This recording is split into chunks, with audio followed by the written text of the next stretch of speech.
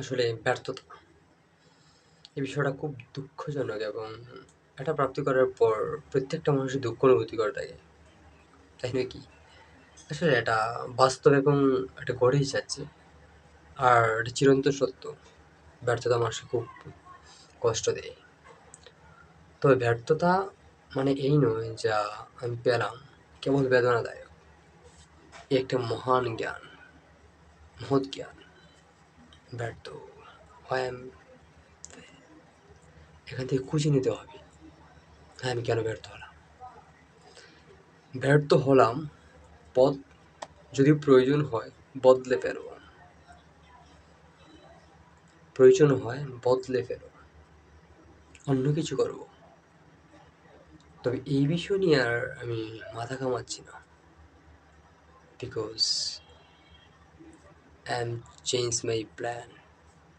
তো ফেল মানে এই নয় যে দুঃখ নিয়ে জীবন কাটাতে হবে। আপন মতে, অন্য পথে, অন্য স্থানে, অন্য কোনো সিচুয়েশনে জীবন অতিবাহিত করা, হ্যাঁ, কেবল নিজেকে খোঁজার জন্য, কেবল নিজেকে খোঁজার জন্য।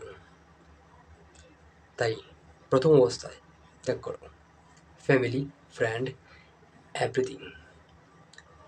অনেক কিছুই আছে, রিলেটিভ ত্যাগ করে দাও, যত আত্মীয় স্বজন সব সব ত্যাগ করে দাও। অনেক দূর, যেখানে কেউ নেই, কেবল তুমি একা, কেবল তুমি একা।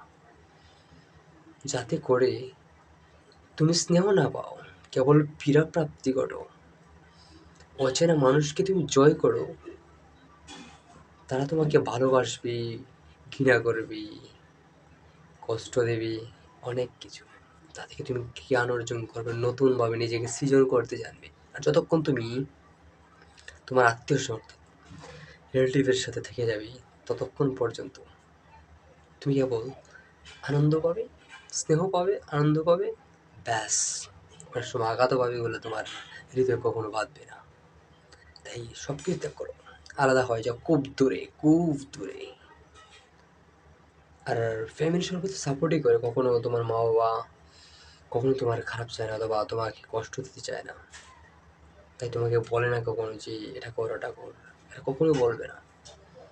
তোমার নিজের জ্ঞান থেকে বিবেচনা করে ত্যাগ করতে হবে, হ্যাঁ, এটাই করতে হবে। তোমার মা বাবা চায় না যে তাদের কথা থেকে তুমি কষ্ট পাও বা তুমি তাদের বোঝা হয়ে গেছে, এমনটা তারা বোঝাতে চায় না।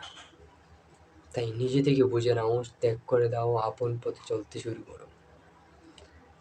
হ্যাঁ, মাতৃসম্পদ, পিতৃসম্পদ, তা তোমার কাছে কিছু মনে হবে না, তা কিন্তু স্বর্ণের চেয়েও মূল্যবান। আর যখন তুমি নিজে একটা ভালো কণা কুড়িয়ে নিজের মধ্যে সঞ্চয় করবে, নিজের মুঠে রাখবে, তখন তুমি অনুভূতি করবে স্বর্ণের চেয়েও মূল্যবান, কারণ এটা তোমার উপার্জন। তখন তুমি বুঝতে পারবে, হ্যাঁ আমি এতদিন কী করেছিলাম, এখন কী করার প্রয়োজন।